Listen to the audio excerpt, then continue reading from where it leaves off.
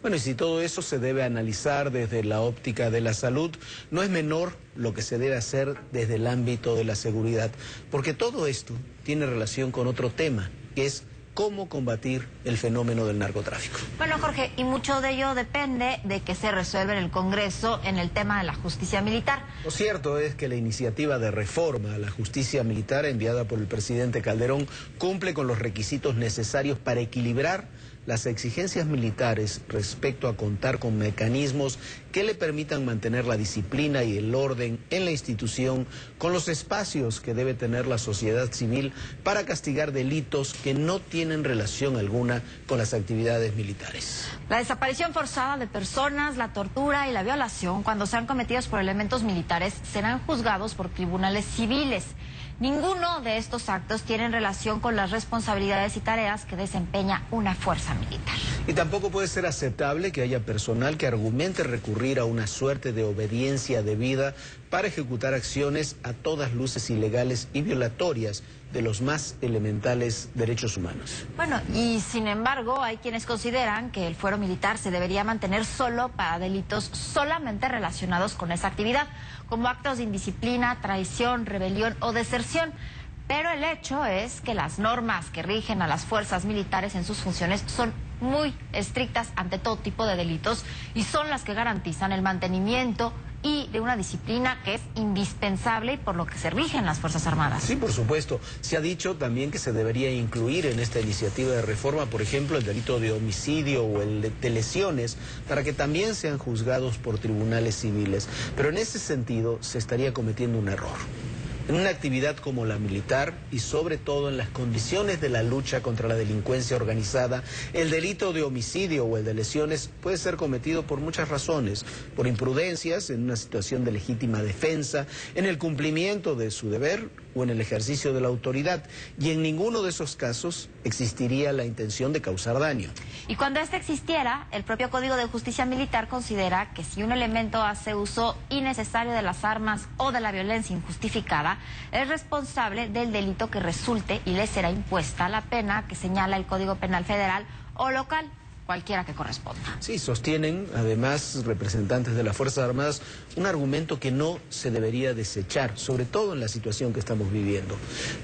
Se debe pensar que los grupos del crimen organizado no tienen estrategias para utilizar los derechos humanos o la justicia a su favor, es simplemente pecar de ingenuidad.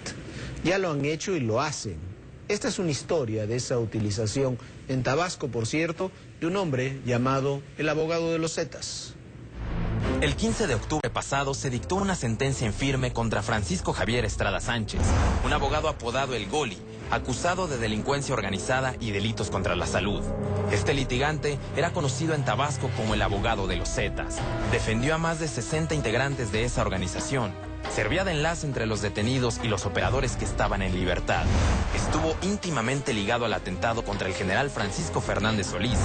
Era parte de una extensa red de policías y mandos de seguridad locales que trabajaban para el crimen organizado y había construido, además, una estructura legal de apoyo a estos grupos con su propia familia que incluía desde el apoyo en trabajos periodísticos de una de sus hermanas hasta un despacho jurídico en donde trabajaba otro de sus hermanos y un grupo de derechos humanos formado por familiares de narcotraficantes detenidos. Operaban desde la ciudad de Villahermosa, con el apoyo de dos hermanos, uno también de nombre Carlos y el otro detenido en el penal de Villahermosa de nombre Gerardo, que era el que establecía los contactos entre los internos y el propio Francisco. Otra hermana, Cristian, era reportera de un periódico local y está acusada de colaborar con sus hermanos, presentándose en los lugares donde eran detenidos o se habían realizado acciones de los Zetas para tomar fotos, sustraer documentos y transmitir información a sus hermanos. El capítulo más delicado de esta red es la relación que existía entre el abogado y la llamada Hermandad, un grupo de mandos policiales locales que organizaron el atentado contra el general Francisco Fernández Solís en cuanto este fue designado secretario de Seguridad Pública de Tabasco. 3 personajes eran centrales en la hermandad. Desarticulada luego del atentado al general Juan Cano Torres, ex secretario de Seguridad Pública del Estado, David Sánchez Alejandro, ex subsecretario de Seguridad Pública, y José Fernando Santiago, ex subsecretario de Prevención y Readaptación Social. Los 3 fueron detenidos en marzo de 2007, acusados de colaborar en ese atentado. Desde el 2006 hasta el 2009, cuando fue detenido, el despacho de Estrada Sánchez había defendido a más de 60 integrantes de los Zetas. Hay un caso particularmente delicado por las implicaciones que tiene y por su relación con otras investigaciones en curso. El 8 de abril de 2008 fue detenido en Guatemala Daniel Pérez Rojas, supuestamente jefe de los Zetas en ese país. Estaba acusado, además, de haber participado en un enfrentamiento en Zacapa que había dejado 11 muertos. Estrada asumió en Guatemala la defensa legal de todos los miembros de los Zetas detenidos. Este ya tiene autorizada su extradición a Estados Unidos, pero la defensa, sobre todo, buscó evitar que fuera extraditado a México.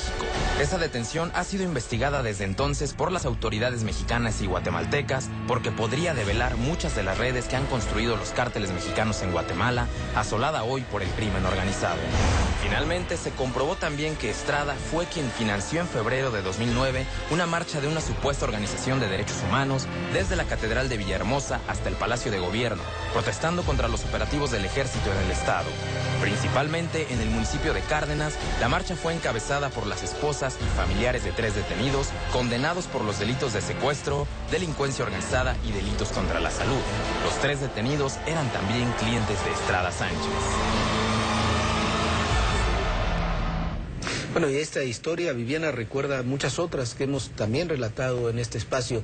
Ese abogado ahí en Tabasco defendía, imagínate, 60 presos de los Zetas, organizó una comisión de derechos humanos ahí local con los familiares de los presos, y recuerda hechos como aquel que platicamos en alguna ocasión, que lo mostramos en el libro de los Maras a los Zetas, de cómo Ciel Cárdenas también mandó organizar familiares, abogados, para crear una organización de derechos humanos, para pedir por sus derechos. Por supuesto, pero aparte llama la atención no solo ellos, si cualquiera uno acude a los reclusorios y se ven los manuales, los libros que están estudiando la gran mayoría de los presos, muchos tienen estos manuales de derechos humanos para poder justificarse y para poderse amparar entre los derechos humanos para que simplemente salgan en libertad, ¿no? Sí, y ahí están los abogados. Habrá que investigar los temas de los abogados, porque hay muchos abogados metidos en muchos ilícitos de todos tipos, y muchas ocasiones se presentan como defensores cuando son parte de los delitos que se cometen. Esa será parte de una investigación. Y hay otra pregunta, muchas veces, y hemos tenido contacto con algunos de estos abogados, les preguntas cómo cobran,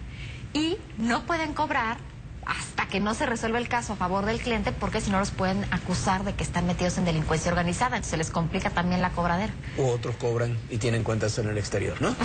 No, pero la reforma impulsada a la justicia militar es correcta e involucra los delitos que de ninguna forma pueden ser parte de la actividad militar en sí.